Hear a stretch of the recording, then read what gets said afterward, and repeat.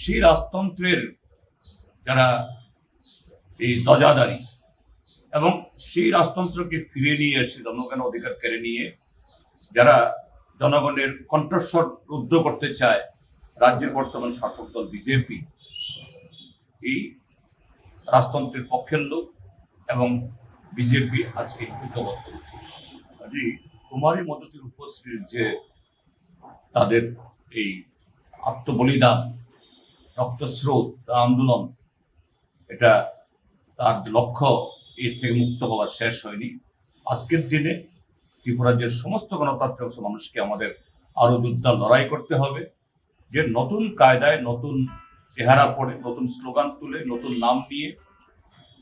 তথাকথিত বিকশিত ভারত সুশাসনের নামে এই ত্রিপুরার যে ৪০ লক্ষ মানুষের সামনে যারা সে শোষণকে ফিরিয়ে আনতে চাইছে তাদের বিরুদ্ধে প্রতিবাদ ধ্বনিত